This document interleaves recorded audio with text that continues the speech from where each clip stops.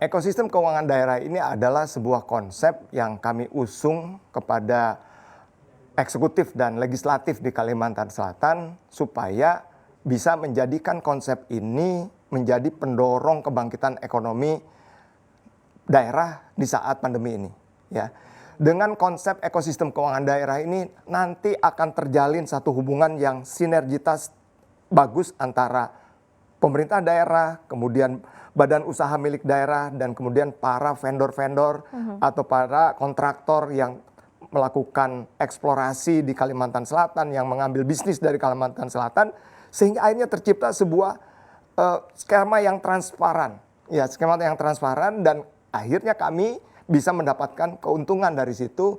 Dan bukan cuma kami sebagai badan usaha milik daerah, tentunya pemerintah daerah sendiri akan terdongkrak pendapatan asli daerahnya. Ya, dengan demikian harapan kami di tahun ini ada keputusan hukum ya dari sisi apa mungkin itu adalah peraturan gubernur yang bisa mendukung optimalisasi pendapatan daerah agar pendapatan asli daerah ini meningkat dengan melibatkan semua stakeholder yang ada. Gitu. Dan kemudian kalau sudah ada payung hukumnya seperti itu, maka diharapkan kita bisa segera meyakinkan kepada para kontraktor bahwa kami sebagai bank asli yang ada di daerah sudah siap untuk memberikan layanan yang terbaiknya.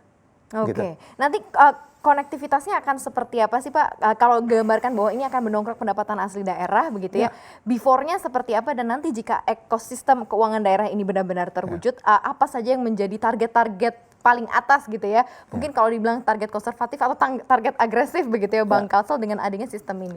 Ya, contohnya misalnya sektor pendambangan yang menjadi katakanlah ciri khas atau sektor yang dominan yang mempengaruhi 16,9% dari PDRB di Kalimantan Selatan, ya, itu bisa kita optimalkan bahwa perputaran uangnya itu terjadi di Kalimantan Selatan. Misalnya kami sebagai bank daerah, para pengusaha, para perusahaan multinasional itu buka rekening di kami, dan kemudian kami bisa melakukan transaksi ekspor impornya, dan kemudian karyawan-karyawannya berrekening, punya rekening di Bank Kalsel, di Bank Pembangunan Daerah, maka itu akan terjadi perputaran di situ. Ya, tidak keluar dari situ, dan kemudian ya bukan berarti kami memonopoli ya, tapi ini adalah sebagai sebuah kebijakan untuk kebangkitan ekonomi, untuk pemulihan ekonomi daerah. Begitu. Tujuannya adalah ke sana. Coba bayangkan gitu ya? Mbak Maria, 50 juta ton ya kali $50. Udah berapa tuh? Sekitar 2,5 miliar. Iya, saya dari tadi udah hitung-hitung banyak Pak. 2,5 miliar kalikan berapa kurs kita? 15.000. 15.000. Ya. Itu udah lebih besar asetnya daripada Bank Kalsel sekarang.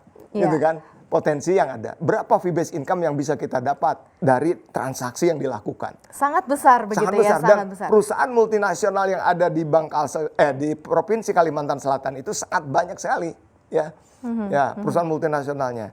Alhamdulillah ada beberapa perusahaan multinasional yang sudah mendukung kami. Di sana kan di samping batu bara, di sana ada sawit, ya, ada karet, ya. Semua cuma numpang lewat aja ibaratnya gitu kan ya dari provinsi kami. Padahal kami adalah sebagai daerah yang kaya raya di situ, ya. Jadi kadang-kadang saya suka gemes gitu. Wah, ini mestinya Bank Kalsel ini asetnya harus 30 triliun paling tidak gitu loh. Dan pendapatannya bisa lebih daripada 400 miliar labanya.